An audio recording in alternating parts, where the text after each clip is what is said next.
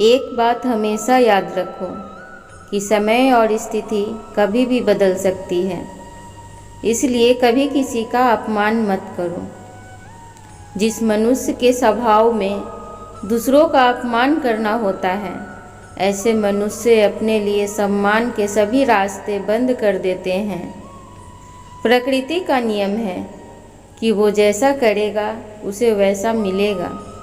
अगर मनुष्य दूसरों का अपमान करेगा तो उसे अपमान ही मिलेगा।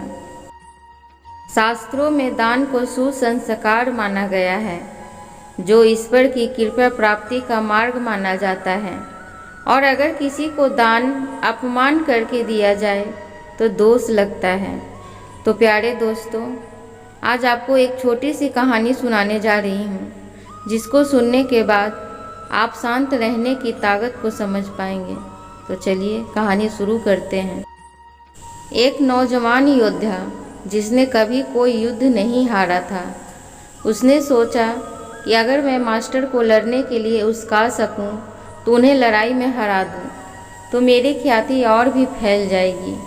और इसी विचार के साथ वो एक दिन आश्रम पहुंचा। कहाँ है वो मास्टर? हिम्मत है तो सामने आए और मेरा सामना करें। योद्धा की क्रोध भरी आवाज़ें पूरे आश्रम में गूंजने लगी। देखते देखते सभी शिष्य वहाँ पर इकट्ठा हो गए और अंत में मास्टर जी भी वहीं पहुँच गए। उन्हें देखते ही योद्धा उन्हें अपमानित करने लगा।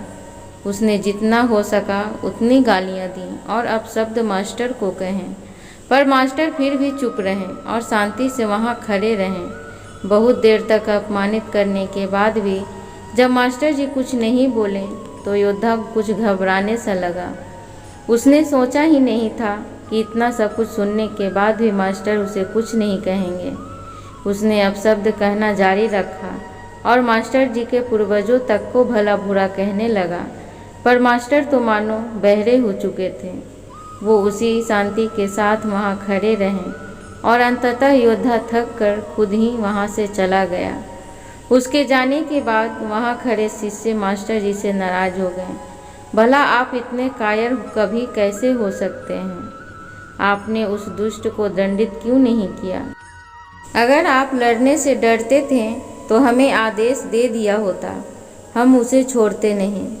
शिष्यों ने एक स्वर में कहा।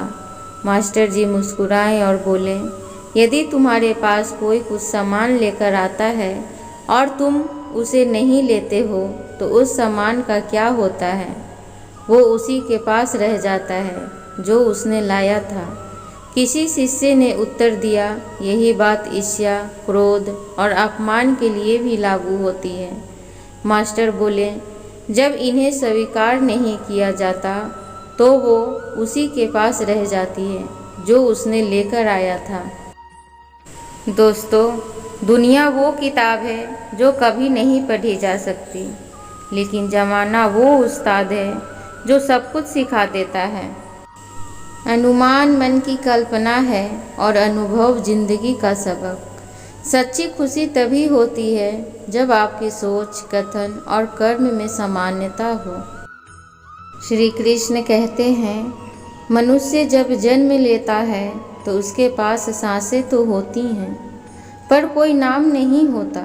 जब मृत्यु होती है तो उसके पास नाम तो होता है, पर सांसें नहीं होती। इसी सांस और नाम के बीच की यात्रा को जीवन कहते हैं। ना किसी के अभाव में जियो, ना किसी के प्रभाव में जियो। यह जिंदगी है आपकी, अपने स्वभाव से जियो।